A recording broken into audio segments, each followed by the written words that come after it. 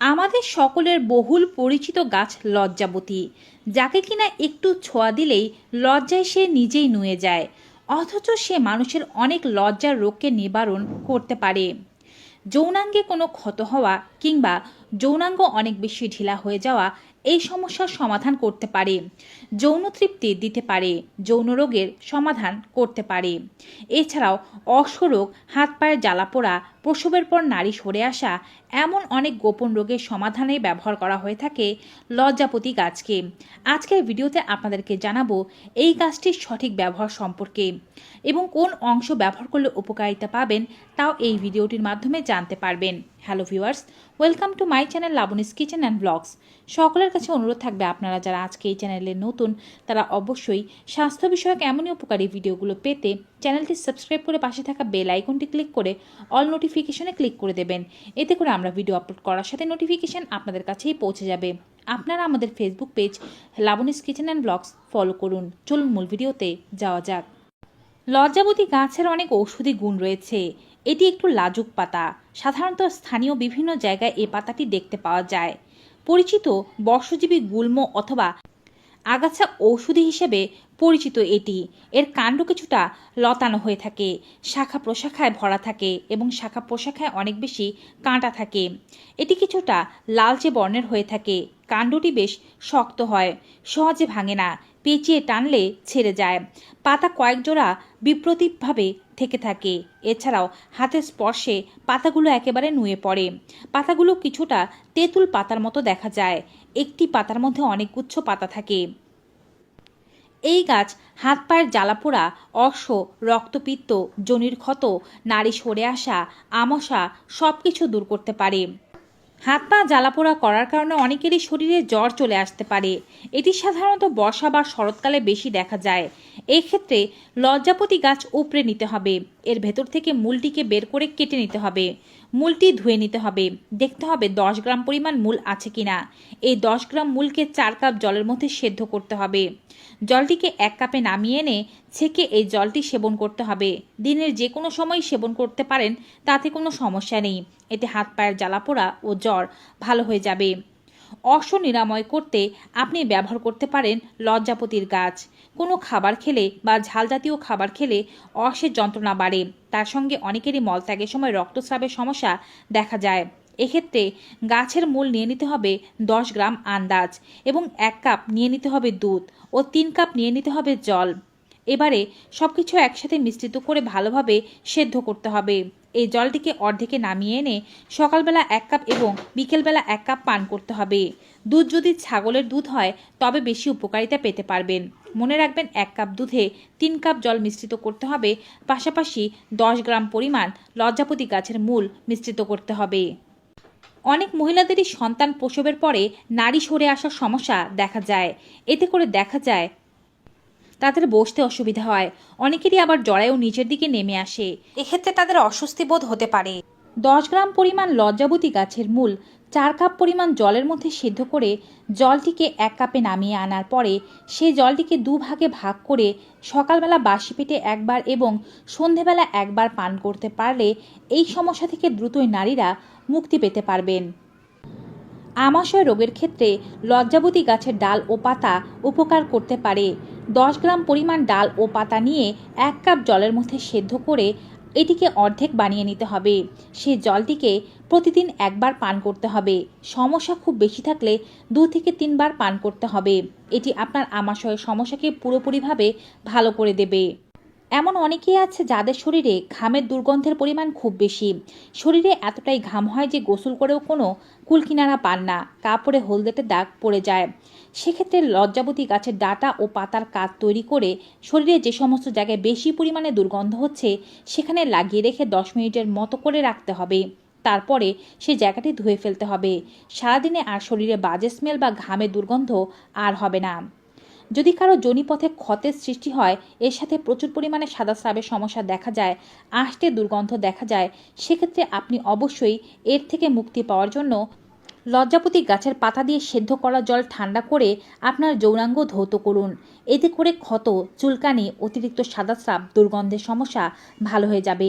এছাড়া 10 গ্রাম পরিমাণ লজ্জাপতি গাছের ডাল ও পাতা নিয়ে এক গ্লাস দুধে জাল করে দুধটি সকাল বিকাল দুবার পান করতে পারলে খুব দ্রুত যোনির ক্ষত বা এই ধরনের সমস্যাগুলো ভালো হয়ে যায়। যদি কারো এমনটা দেখা যায় যে বারবার বাচ্চা প্রসবের কারণে বা অন্য কোনো কারণে যোনি বেশ ঢিলা হয়ে গিয়েছে, সহবাসের তেমন একটা তৃপ্তি পাচ্ছেন না, সেক্ষেত্রে তারা পরিচ্ছন্ন লজ্জাবতী গাছের পাতা ও ডাল ভালোভাবে বেটে নেবেন এবং সেটির একটি পুঁটলি তৈরি করবেন। সেই পুঁটলিটি যৌনাঙ্গে দিয়ে রাখতে পারলে আপনাদের যৌনির যে ঢিলে ভাব আছে সেটি খুব দ্রুত সেরে যাবে। নিয়মিত অন্ততপক্ষে 30 দিন থেকে 2 মাস পর্যন্ত এই কাজটি করে যেতে হবে। এছাড়াও লজ্জাবতী গাছ দিয়ে তৈরি করা তেল যদি আপনি আপনার যোনিতে মালিশ করতে পারেন তবেও যোনি বেশ টাইট হয়ে আসে। পুরুষদের অন্ডকোষে যদি কোনো সময় জল জমা হয়ে যাওয়ার সমস্যা দেখা যায়, সেক্ষেত্রে সাধারণ কোনো তেলের মধ্যে লজ্জাপতি গাছের বীজ, পাতা ও ডাল ভালোভাবে ভেজে নিতে হবে। জলটি ঠান্ডা হয়ে এলে এটির দ্বারা অন্ডকোষ ধৌত করতে হবে বা তেলটি অন্ডকোষে মাসাজ করতে হবে, কিংবা সরাসরি লজ্জাপতি গাছের কাঁচা পাতা বেটেও পেস্ট হিসেবে লাগানো যেতে পারে। খুবই দ্রুত এতে করে অন্ডকোষে জমে যাওয়া জল বের হয়ে যাবে। নারীরা যদি যোনিতে পুঁটলি হিসেবে এটিকে ব্যবহার করতে চান, সেক্ষেত্রে অবশ্যই পরিচ্ছন্ন কাপড়ে অল্প করে পুঁটলি করবেন এবং খুব দ্রুত যেন এটিকে বের করে আনা যায় সেভাবে এটিকে যোনিতে দেবেন। যদি মনে হয় যে এটি যোনিতে দিতে আপনি অসুবিধা বোধ করছেন, সেক্ষেত্রে লজ্জাপতি গাছ তেলের মধ্যে ভেজে সেই তেলটি যোনিতে মাসাজ করুন, এতেই উপকারিতা পেতে পারবেন। যদি আপনার মল শক্ত হয়ে যায়, সেক্ষেত্রে লজ্জাপতি গাছের মূল আপনাকে সাহায্য করতে পারে। 7 থেকে 8 গ্রাম লজ্জাপতি গাছের মূল 1 কাপ জলের মধ্যে সেদ্ধ করে বাসি পেটে এই জলটি পান করুন। শক্ত মল হওয়া কিংবা বুলেটের মতো মল বের হওয়া দূর হয়ে যাবে। মল খুব দ্রুত নরম হয়ে যাবে এবং মল বের করতে আপনার যে কষ্ট হচ্ছিল তা দূর হয়ে যাবে। নিয়মিত লজ্জাপতি গাছের ডাল দিয়ে দাঁত মাজতে পারলে কিংবা মূল দিয়ে আপনার দাঁত পরিষ্কার করতে পারলে এতে করে দাঁতের ক্ষত, মুখের দুর্গন্ধ ইত্যাদি দূর হয়ে যায়।